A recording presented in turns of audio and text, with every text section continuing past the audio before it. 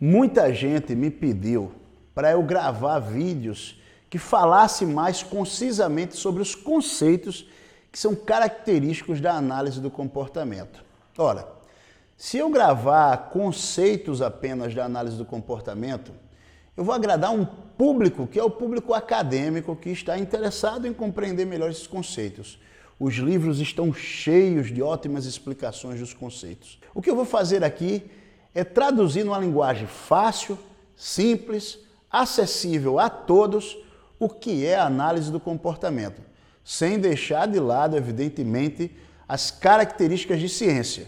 E hoje a gente vai discutir como modificar comportamentos. E, evidentemente, quando a gente fala sobre como modificar comportamentos, a gente acaba entendendo também em como manter certos padrões de comportamento. Acompanhe a gente nesse material de hoje para que a gente possa entrar profundamente aí no debate da modificação do comportamento. Vamos lá. Pois é, gente. Muita gente pensa sempre o comportamento como se fosse algo desconectado de todas as outras coisas que acontecem no nosso organismo. Eu já vi conceitos sobre atitude, por exemplo, como se fosse a disposição que o sujeito tem para agir de uma determinada maneira, mas como se isso não fosse comportamento. Eu já vi conceitos como pensamento, como se fosse uma etapa anterior ao comportamento. Emoções, como se nada também tivesse a ver com comportamentos. Na verdade, a leitura comportamental é muito simples para qualquer leigo entender. E é assim que, na verdade, deveria ser toda a ciência, acessível a qualquer pessoa. Nós entendemos, na verdade, que nós temos o ambiente, que oferece as situações de estímulos, nós temos o organismo e, novamente, o ambiente, que vai consequenciar tudo que esse organismo faz dentro de uma situação de estímulo específico.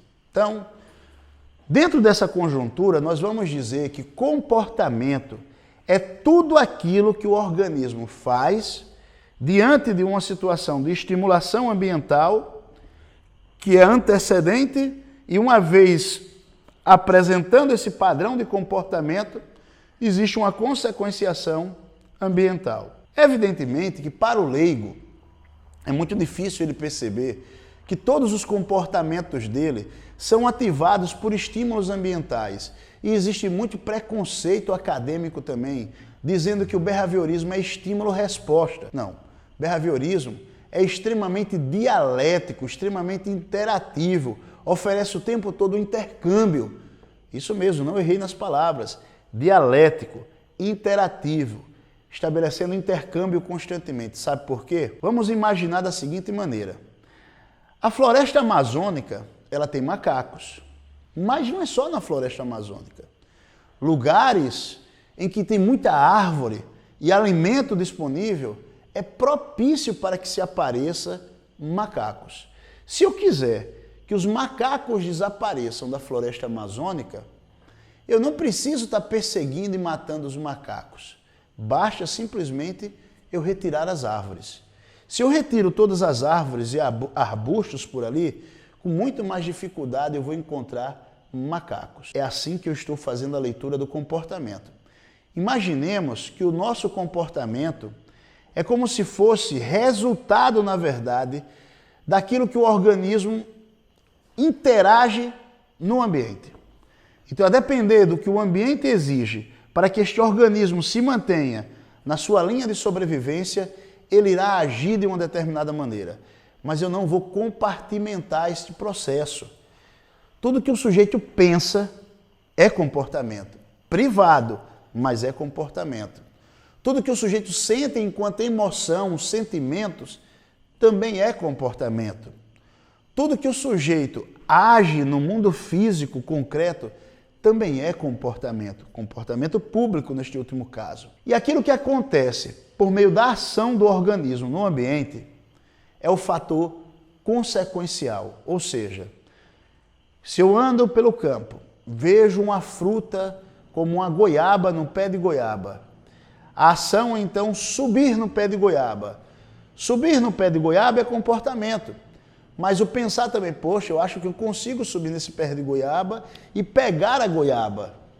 Isso também é comportamento. O que eu pensei também é comportamento. Então eu subo, pego a goiaba e quando pego a goiaba, eu modifico a estrutura ambiental. Por quê? Eu colhi a goiaba, eu como a goiaba.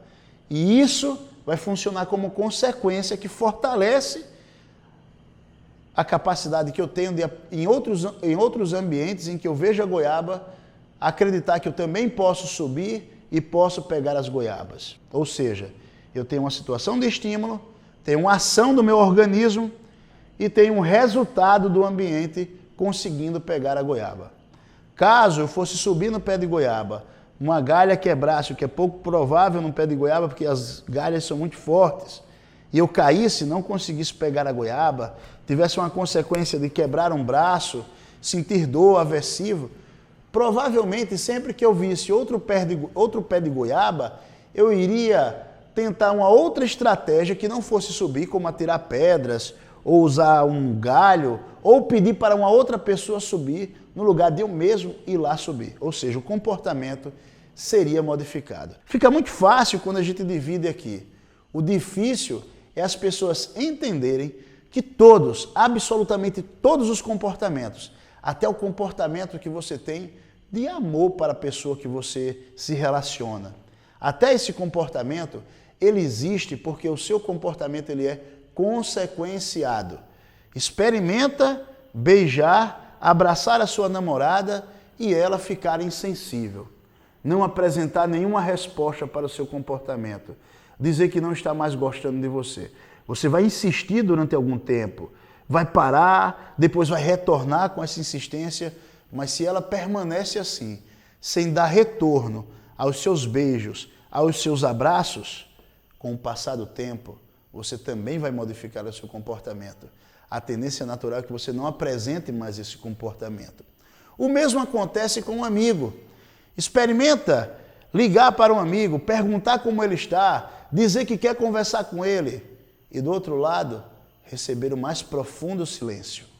Não obter respostas, ser ignorado pelo amigo. Não precisa o amigo apresentar nenhum aversivo, nem brigar com você. Basta ignorar. Ignorar é não apresentar uma consequência, é retirar as árvores da mata para que os macacos possam ir embora. Em outras palavras, pensemos o comportamento como se fosse um animal. Se a gente pensa o comportamento como se fosse um animal, a gente entende que para o animal ficar vivo, ele precisa de alimento. Então pensa o seu comportamento da seguinte forma: o que é que nutre o meu comportamento? Qual é o alimento do meu comportamento? Uma vez que você identifica o alimento do seu comportamento, você é capaz de modificá-lo. E o mais interessante, o alimento do seu comportamento quase sempre é o retorno que as pessoas dão. Não é só isso, evidentemente, mas na maior parte dos casos, o alimento que mantém você apresentando determinado comportamento é o retorno que as pessoas lhe dão. Por incrível que pareça, usar, por exemplo, uma substância química, por si só, traz uma consequência de liberação dopaminérgica no cérebro, o que faria com que o sujeito ficasse usando aquela substância constantemente. E isso acontece, nós chamamos isso de dependência. Mas a imensa maioria das pessoas se tornam dependentes químicas por conta da participação de grupos específicos. Ou seja, o dependente químico, ele tem dificuldade de se inserir em grupos saudáveis e acaba sendo cooptado por grupos de pessoas que reforçam comportamentos que não são legais e que não vão ajudar no desenvolvimento dele. Eu sei que pode parecer estranho, mas é a pura realidade. Isso acontece com quem usa álcool, isso acontece com quem faz qualquer comportamento que a gente pensa que é próprio do sujeito, mas na verdade é reforçado por um contexto social, por um contexto de grupo, ou seja, aquela pessoa é valorizada naquele grupo, naquele ambiente por apresentar aquele padrão de comportamento. É importante então que se o sujeito quer modificar o comportamento, ele modifique os grupos que participa, ele observe quais são as consequências que ele obtém quando ele apresenta determinado comportamento. Não adianta nada ao sujeito dizer assim, eu sou muito agressivo e quero mudar. Se todas as vezes que ele é agressivo, ele acaba conseguindo o que ele quer, ele não vai modificar tão facilmente o comportamento dele. Não adianta ao sujeito dizer assim, eu sou tímido, eu não gostaria de ser tão tímido, mas sendo tímido, ele obtém a atenção das outras pessoas e as pessoas facilitam as coisas para ele. Se isso continua desta forma, ele também não vai modificar o comportamento com tanta facilidade. É por isso que precisamos de uma verdadeira engenharia comportamental para modificar o comportamento das pessoas. Ou seja, precisamos estudar todo o ambiente em que essa pessoa está inserida e como esses diferentes fatores que nós chamamos de contingências afetam, aumentando ou diminuindo certos padrões de comportamento. O que eu posso garantir para vocês que assistem aqui o canal do Professor Tamuia é que nenhum comportamento se sustenta sem um resultado, sem obter consequências. Nenhum animal sobrevive sem alimento. O alimento do comportamento é a sua consequência.